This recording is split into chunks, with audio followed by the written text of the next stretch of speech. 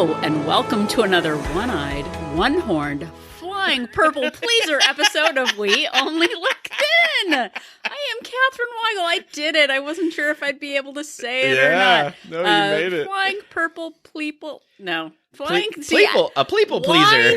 Did I not just stick with? I tried to say it again, and it didn't work. Hi, welcome. We're people pleasing. I'm a people pleaser. I use that habit to deflect. I am Catherine Weigel. Yeah. I'm giving away the episode. I'm Catherine Weigel. I'm one of your hosts. I was almost going to say flying. I am a tiny habit certified coach, a Thrive Global certified coach. I've lost over 100 pounds. I am a podcast host. And with me today is purple pleasering podcast host, Donald Weigel. Hello. Yes, I am also a flying purple people pleaser. Oh, there we go. You did it very well. Thank you. I had to really... And you sell seashells by the seashore. I absolutely do. It's my side hustle. I make as much as $4 a year selling seashells by the seashore. I have lost about 100 pounds. I've kept it off for about 7 years. And I am not certified to fly anything except as a people pleaser. You are. And the alternative, when we started this episode, I said I would start it. I would come up with a quippy beginning, as we usually do. But I had two options. The more complicated one that I just said, which you're like, wow, you really did that. And you recorded it and now you said it and it's on. Yeah, we're going to put it on the internet. But the alternative, which maybe would be a better tie-in to the beginning of the episode, was actually welcome to a buy it now episode of We Only Look Thin. And you'd be like, but Catherine, why would you say that? Yeah, what does that mean? I don't understand. Okay, so honestly, before... And just to let everyone know, I don't know what she's going to say before the episode starts. It's I mean, we plan the content, like the actual advice part. But we try to tie things into our real lives. And while I was sitting here on the couch on this fine February morning, I was hanging out on eBay. And I was one of my favorite places to hang out. thinking about buying something for our brother-in-law. And I was sitting there with my finger quivering over the buy it now button. Wow. You got the finger quivers? Got the quivers.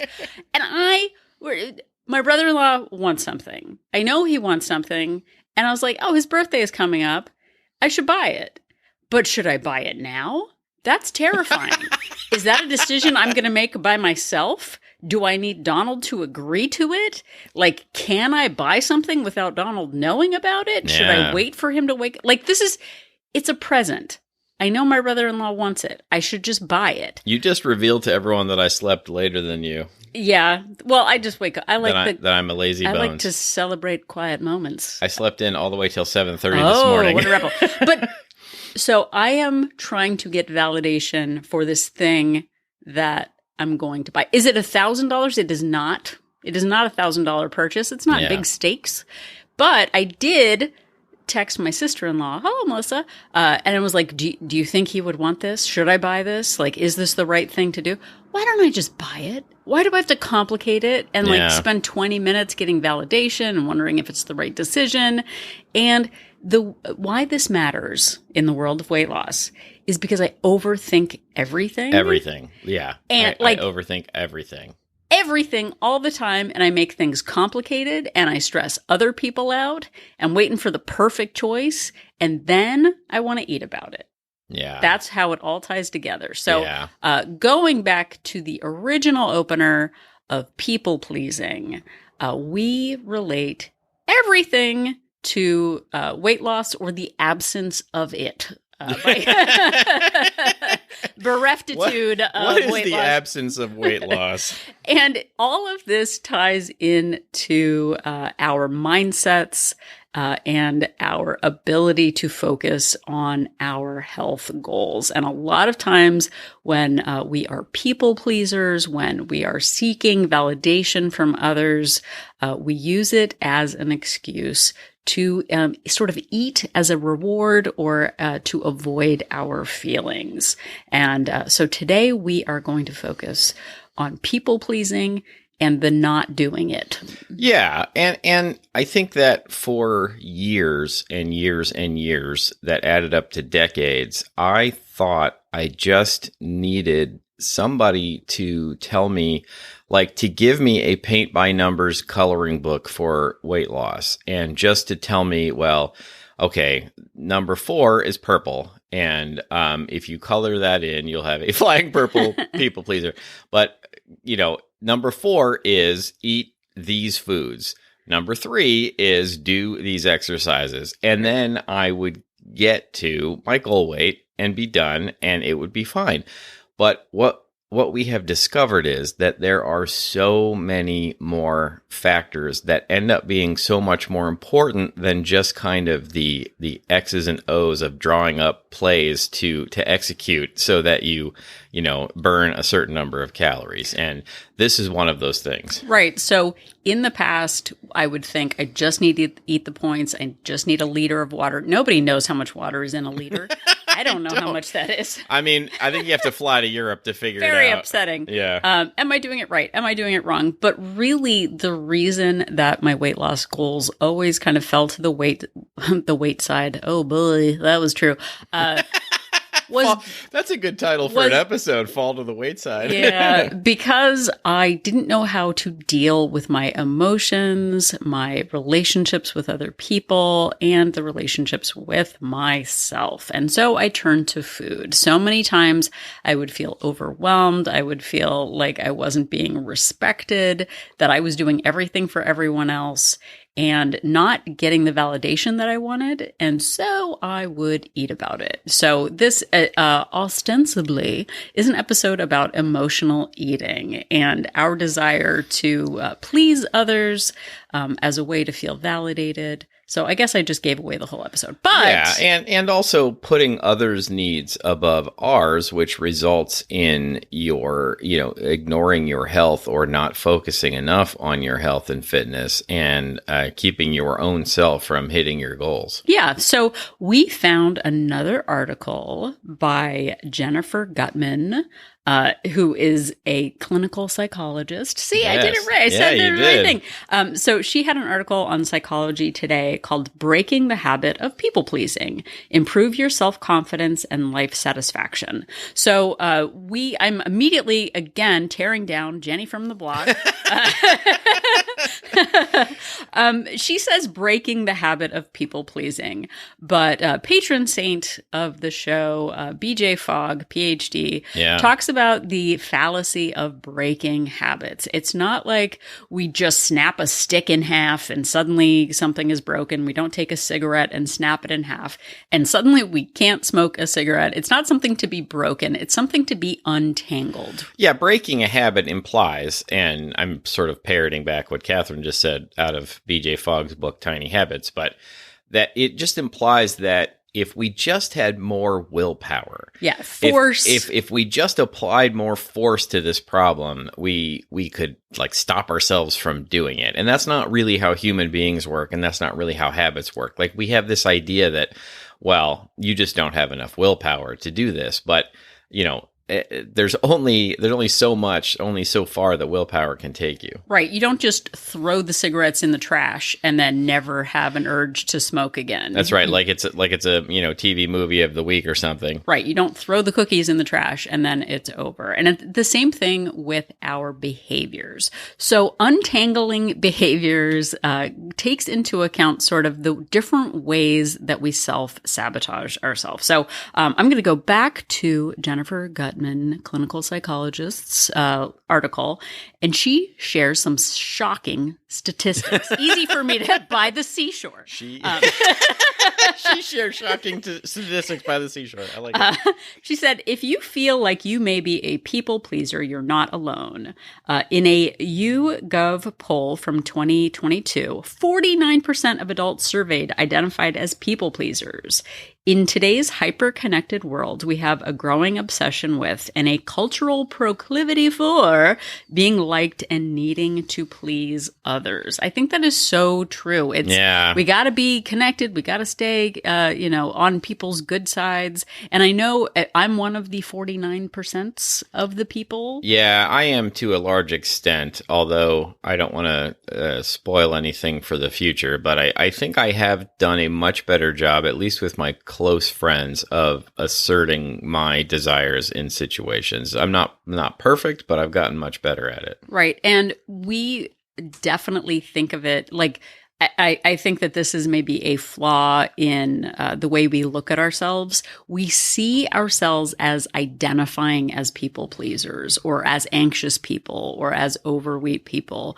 But it's really important to let go of your identity as a people pleaser and just see it as a self-defense mechanism. I use people pleasing as a way to cope with the world around me. And when you disconnect it from your identity and just see it as a behavior and as a coping mechanism, we can more easily recognize that we can pull away from that habit. It is just a habit and a behavior that we have. It is not an identity flaw. So, she goes on to say, people-pleasing can take many forms. Family therapist Virginia Satir defines people-pleasers as placaters, people who feel they have no value except for what they can do for another person. Yeah, and I think that, I have definitely been through that myself, and feeling like if I wasn't helping somebody or somebody wasn't like praising me for what I was doing, that I wasn't valuable.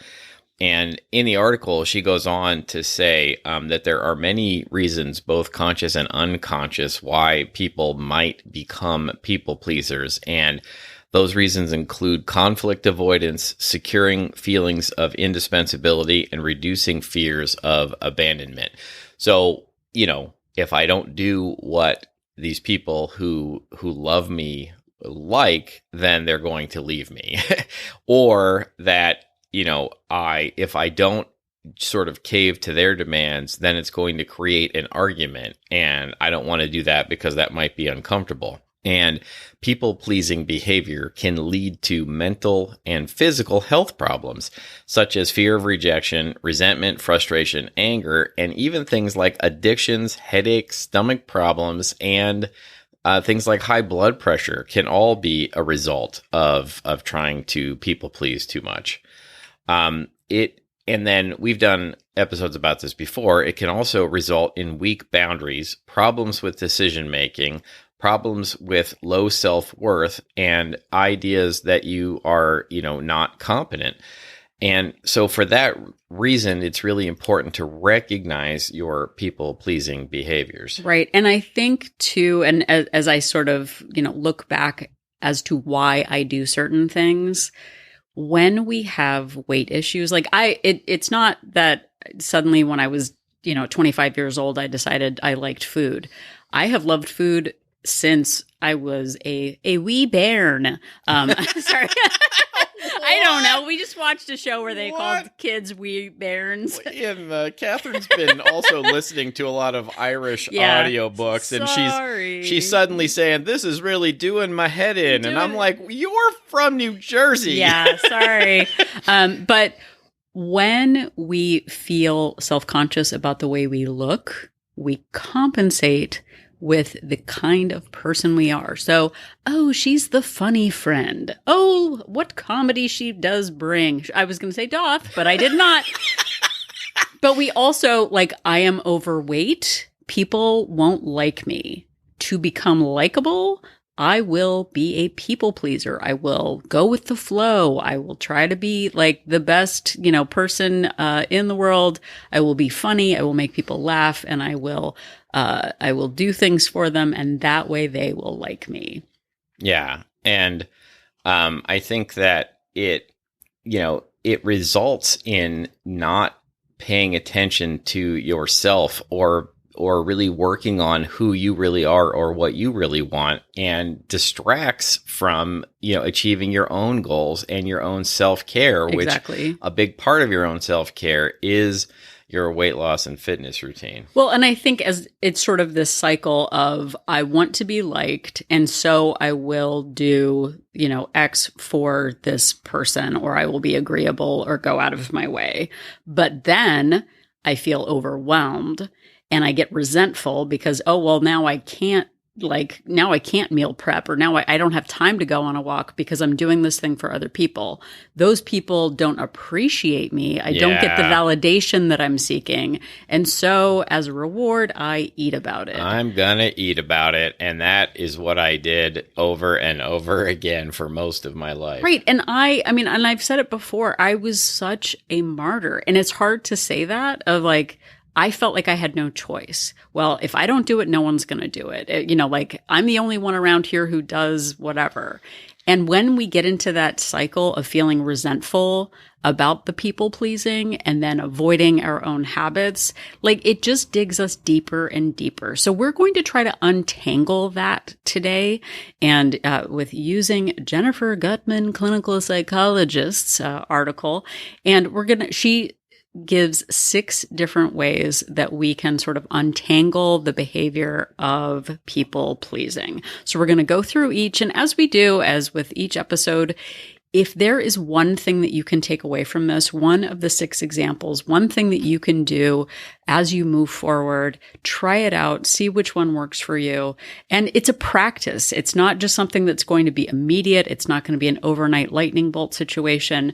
Try and try again and get more comfortable with the discomfort of maybe letting people down. It is okay. Taking time for yourself matters. So Donald will start out with number 1. Yeah. And again, I'm sort of rephrasing what Catherine just said, but you don't need to try all 6 of these things all at once. But if there's something here that resonates with you, give it a shot.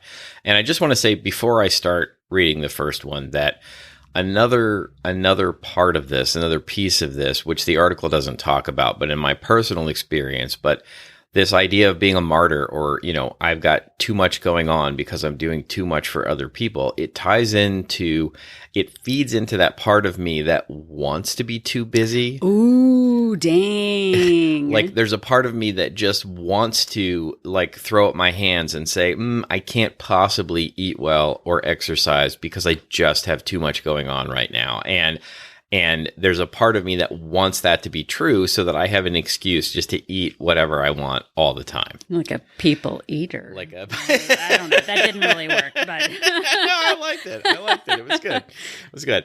Okay. So the first suggestion, the first thing to sort of break your untangle your habit of people pleasing. I almost said break your habit. Is to practice saying no. And we think to ourselves about a lot of things that, well, I should just be able to do that. I don't understand. But we don't automatically become good at things. And we have to practice even simple things like saying no to other people. You can find it hard to say no if you are a people pleaser because it feels like you might be coming across as being cruel and uncaring, but it does not have to. Yeah. You can be assertive and mindful and be more honest, and it can be done in a firm and respectful way. Be clear and direct and use I statements, and I'm taking this directly from the article.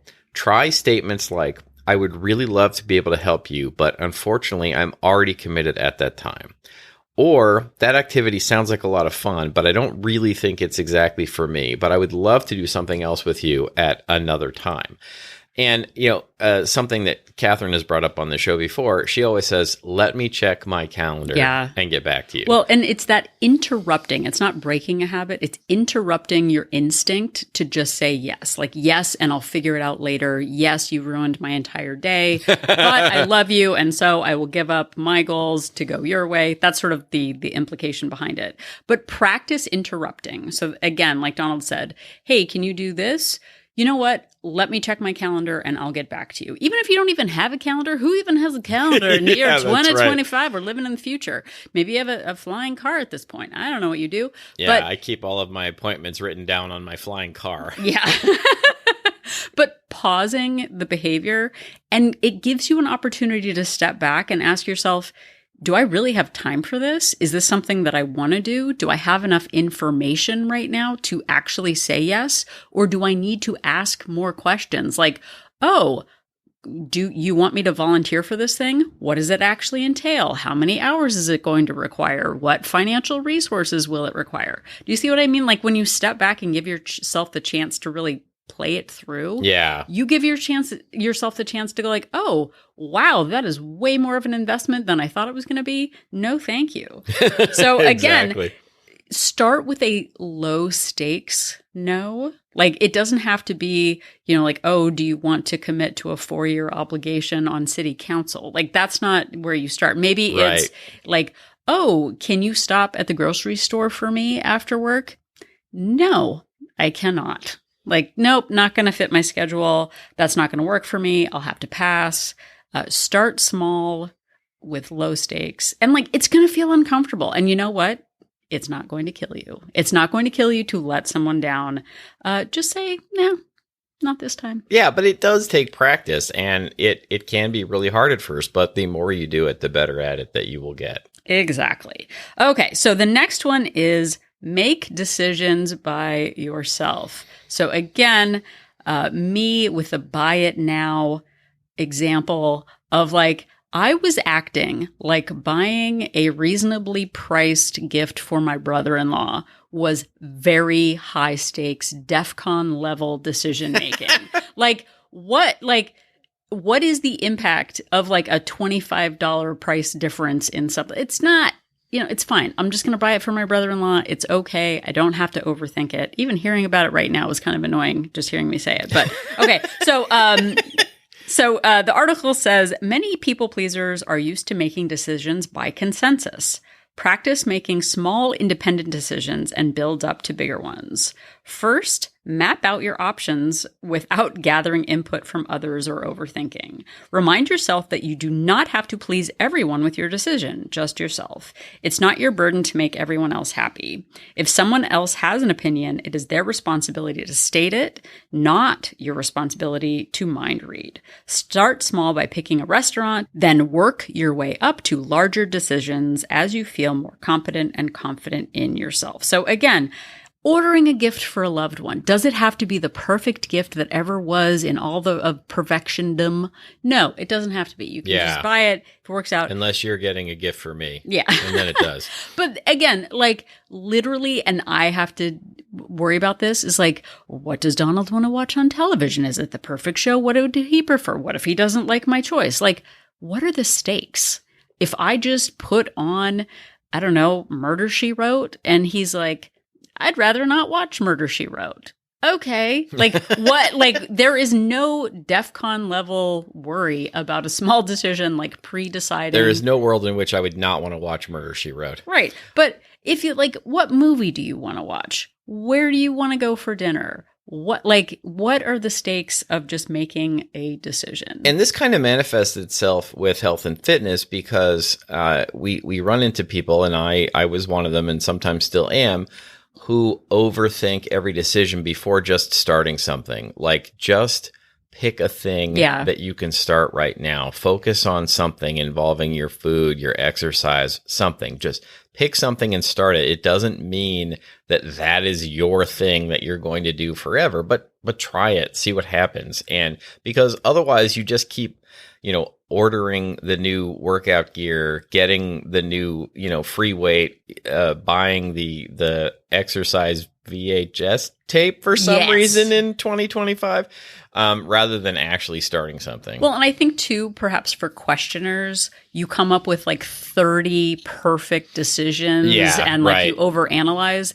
And Gretchen Rubin sort of talks about like, every decision has a pro and a con. And I think asking yourself, like, what is the worst that will happen on a low stakes item? It's not that big. No, I do not want someone to buy a car for me or like, put a bow on a house, which I think some people do in television shows. Right. But like, again, like, oh, hey, I bought you these, this sock. I guess socks come in pairs. I don't know why I said this sock. But like, I will buy you one sock. I don't like. If you please me enough, I will buy you the other one. Just buy one sock instead of two. Test it out on one foot. But like, get other people to be people pleasers to you. But like, I bought a sock. You don't like the sock? Oh, that's okay. I have a gift receipt. Like, end of show. It's not that big of a deal. So again, start small, make a decision by yourself. And like, just pivot. We talk about pivoting. Pivot if it isn't the best choice, it's fine, and move on. Just like moving on with the next suggestion. Absolutely. So her third suggestion, and I think this one may not be obvious on how it relates to begin with, but practice being alone. And again, this is one of those things where you might think, well, why do I have to practice being alone? Well, because oftentimes we have the idea that if somebody calls us, that we need to drop everything to do what they want or to make them happy. Oh, the monster truck rally. I love that. Right. Yeah, no. Exactly. But instead, really practice just doing things by yourself. Go to a restaurant by yourself. Go to a movie by yourself. Stay home by yourself. Just hang out by yourself, and get used to the idea that you're not going to make yourself available to other people all the time to do things that you're not really into. And now, obviously, if you're really into doing something, then don't just, not go to spite yourself or to practice, but really learn to be comfortable with yourself, because it really fosters the notion that people are not going to just abandon you or give up on you because you weren't available for them this one time, which is something that I think a lot of us think, like, well, if I say no this time, then they might not ever ask me again, and that's a real worry for a lot of people. Well, and on the other side of that, being the kind of person who maybe you have a lot of people around generally, and you're not alone all that often, trying to anticipate someone else, like, oh, well, I know they're by themselves this weekend. I should really try to plan something, even though I don't feel like it and I have my own like list of things to do. Letting other people figure out their own boredom is also okay. You don't have to fill in someone else's blank just because you know that they're on their own. Oh gosh, well, I haven't done anything with, Aunt Sarah in 3 weeks. I better check in with her. If you want to, and if it is a priority to you, great.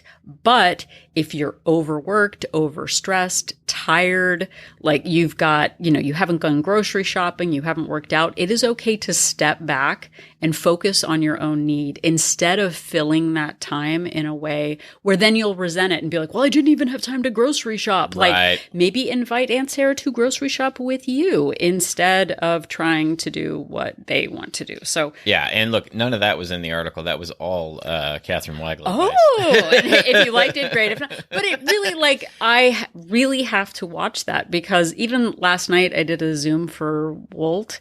I really didn't want to. Like, really was like, I am stressed out. I'm a little anxious. We've got family visiting this weekend. Yeah. And I had to sort of make a decision. Am I going to do this and like embrace it? Or am I doing this and feeling resentful? So if you do commit to something, go all in and stop blaming the other people for your lack of time. So that is just an aside to myself, my past self. Okay, so, the next one, it's me. hey, everybody, it's me again.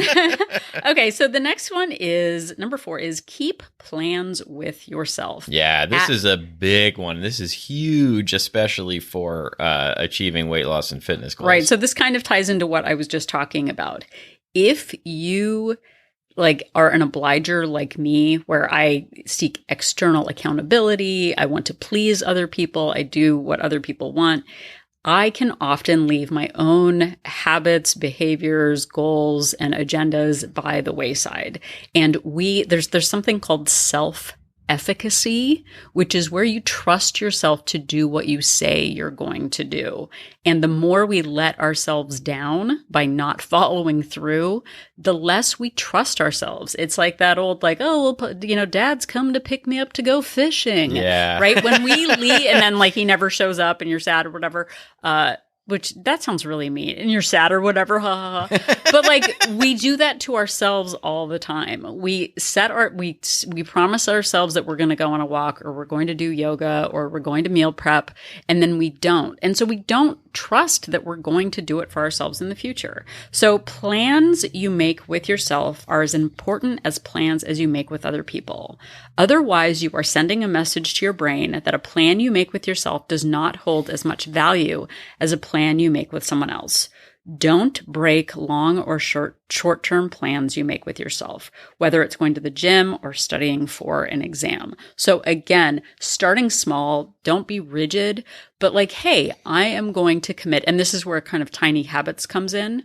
Setting realistic goals for yourself to start of like, hey, I'm going to do 2 minutes of stretching in the morning. It is easier to keep a small promise to yourself than it is that I'm going to, for 30 days, every day I'm going to do 30 minutes of whatever. Starting really small, you build up that trust with yourself. You build up that muscle of like, oh, I followed through with what I said I was going to do for myself. Yeah. So again, in tying this in with other people, if someone else has like, oh, hey, can you drop me off here? Or can you, jump on a call really quick? I want to talk about something. If you've made a plan for yourself, it's okay to say, you know what, I'm doing X for myself, or I'm busy right now, but I'd be happy to catch up with you later. I've already scheduled something for myself, so I'll need to pass, or I'll need to rain check and do something later if someone else gets in the way. So part of it is sticking to a small plan for yourself,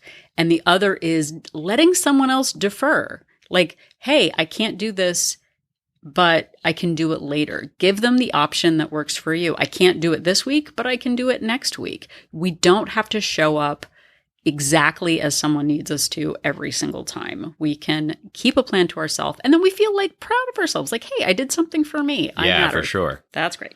All right. And so the next one, and this is another one that requires some practice, is to don't offer. Oh, I feel so attacked right now. Yeah. So this is the practice. This is the thing to do. When somebody is downloading to you, when they're expressing a problem to you, when they're expressing a frustration to you, instead of offering to take action on it, or to instead of giving them advice, just listen and validate their feelings. Oh boy, that sounds terrible. I've been in that situation myself, that kind of thing, rather than trying to come up with a solution to their problems. Ugh. And then if you are asked to do something, then this is the author suggesting, do a resentment check-in. Really stop and think to yourself, ask, if this other person never does anything back for me, will I be okay with this? Really like examine your feelings in that moment. Are you truly going to be okay if they don't do anything back for you? Are you truly okay doing this thing that you're being asked to do? Or do you resent it? Are you going to regret it? And in the moment, are you going to feel bad about it, that you're being taken advantage of? And if you're feeling any of those things, then go back to the practice of saying no. Yeah. And it can be very hard to do, but the more you practice, the more you get good at it, the more you'll be able to handle your own self-care. Well, and I think as people who care about others, like I don't want to see our teen disappointed. I don't want to see family disappointed. I don't want to let work colleagues down. Yeah. I don't want to let a neighbor down. And that sort of like, oh, well, I'm too tired to cook. I don't know what to. Oh, do you want me to make you some eggs? Do you want me to do that for you? Oh, why don't I take that task over? Why don't I do your laundry? Why don't I clean your house? Why don't I walk your dog? Like, the more we predictively try to fix other people's lives, we're doing a couple of things. One, we're making them reliant on us to fix all of their problems. Maybe they Yeah. didn't even ask, but it is just in your nature. And again, I'm looking at my mirror face right now and I'm scowling at myself. Is like, let others be disappointed. Let others be direct instead of hinting or sighing or like, well, I don't know what I'm going to do. Like, let that discomfort sit there. If they want something, let people know that they need to be specific and ask you directly. Yeah. Instead of like, well, I always fill in the blanks. Well, I always step in. Well, I always fix it. And letting other people figure things out for themselves is an important skill. Let someone else figure out how they're going to get to work today. Let somebody else figure out how they're going to, go on vacation for 3 weeks and have someone else take care of their dog. And let someone else step up. If you're the one who's like, well, I always join the committee. Well, if I don't do it, then no one's gonna, volunteer for this program. Let the program fail. Let the volunteer thing struggle. Let there be discomfort for a week or two while someone else is like, well, I guess, maybe this is my time to shine and step up. Like Catherine always fixes it. What if I don't? What if someone else steps up? It gives someone else an opportunity for leadership. Let it be uncomfortable. We're so stressed about discomfort and instability and uncertainty that we feel like it's going to kill us to let something just marinate for a little while in discomfort. So this is something that I really have to work on and that I work on constantly is letting it be uncomfortable, because when we try to fix it, again, it goes back into that cycle of I fixed it again. I'm the only one who gets it done. Nobody appreciates me. And so I'm going to eat about it. Yeah. And, again, this isn't the kind of thing you can just like flip a switch on or off. This is going to take work and practice. But if you start, gradually, if you make it a tiny habit, you can eventually get there. Okay, dear, what is the sixth and final suggestion from Jennifer Gutman? So the final one is number 6, turn to internal reassurance. So easy to say, hard to do. Actually, it was also hard to say. Remind yourself. Hard to say and to do. Remind yourself about your positive qualities instead of waiting for others to notice. So again, that's about being kind to yourself, celebrating yourself instead of, letting it, fester and be angry that other people don't celebrate you. Reflect on your day and give yourself positive feedback or do something nice for yourself. So again, people pleasers look to the outside world for validation. Turn that around and praise yourself. So it's really like, I know we do things well, but we kind of discount it. Like it doesn't count as much as if someone else says it. Yeah. So like instead of waiting for that external validation, practice like the celebration of being super rad and and validating yourself. And this is sort of an extension of what she was saying. Instead of doing something because you think you're going to be rewarded by someone else, do it because internally, as your identity, you are a caring person. Yeah. You are a generous person. You do it out of love, not out of what you think you're going to get back. So for me, and this is a really big thing that I have done, if I say yes, I mean yes. I don't do it rolling my eyes, whatever eyes do when they're mad. But I don't know what things that happen. But don't do it out of a like, well, I'm going to do it. If I don't do it, no one's going to do it. Do it because you are invested in it. Make the commitment and don't have that like, I'm doing it, but I'm actually really mad about it. And then I get to eat about it. Watch yourself when you get to that point of doing it from a place of resentment. Yeah, for sure. Again, and if changing the language that we use instead of I'm doing this because nobody else is going to. Again, I'm doing this because I want to do it. I'm doing this because I care about my relationship.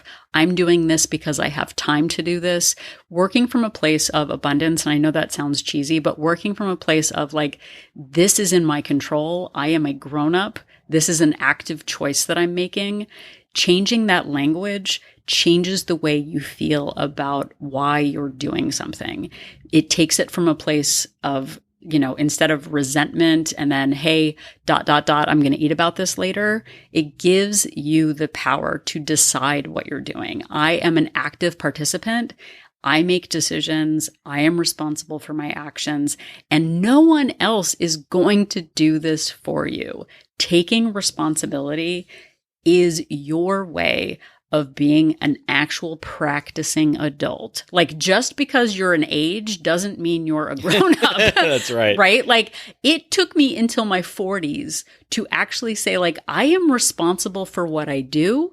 I am responsible for my feelings, my actions, my behaviors, my habits, and no one is going to save me from myself. It is my responsibility to, like, if I enjoy making other people happy, great, but it is my responsibility to make myself happy. We cannot wait for others to do that for us. It is internal, not external. And the more we do this, the less emotional eating we're going to do. The more we're going to eat because it tastes good and it fits into our plan, and the less we're going to do it to try to fill a hole that we have because we feel like we're not appreciated by others. Absolutely. And thank you for taking responsibility for listening to this episode. We really appreciate it.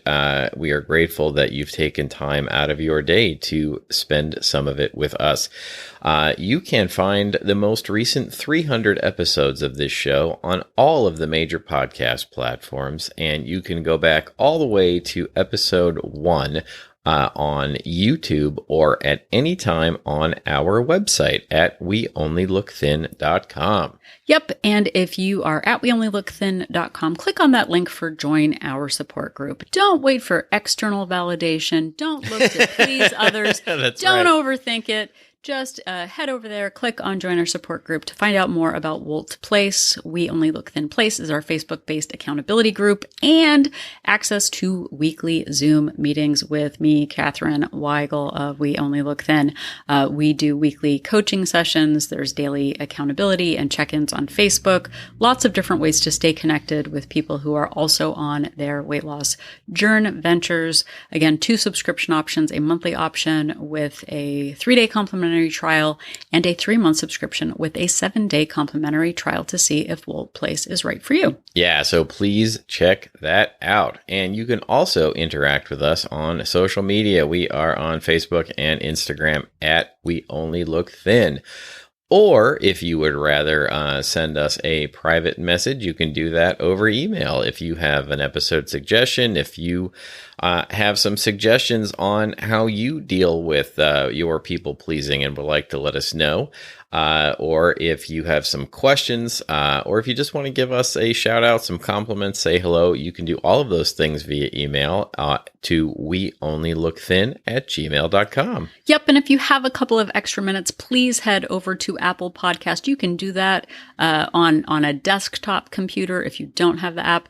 Click on 5 stars, leave us a lovely rating and a review. We have over 708, I think, star reviews now. Yeah. So thank you so much for everyone who has taken the time to do that. I know if you're listening to this, you're like, other people do it. Take responsibility, do it yourself.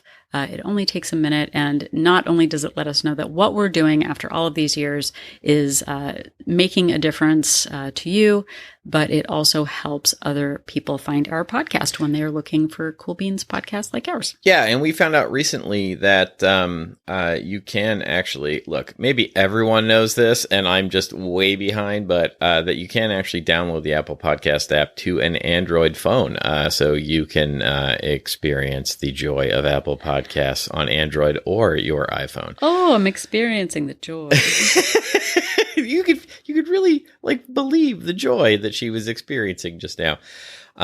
Also, if you are in a conversation and you just tell somebody about the show, if you know somebody that you think might get something out of the show, or if it comes up in a conversation, somebody's looking for, weight loss, fitness, podcast, advice, and you could direct them our way, that would be helpful. If you're on the interweb, on, a Facebook group, a Discord server, a subreddit, and it is appropriate to give us a shout out, we would appreciate it. It really does help the show grow. Yep. So if you are now angry at us because you have the Flying Purple People Eater song stuck in your head, please instead remember that Catherine and I are an inspiration.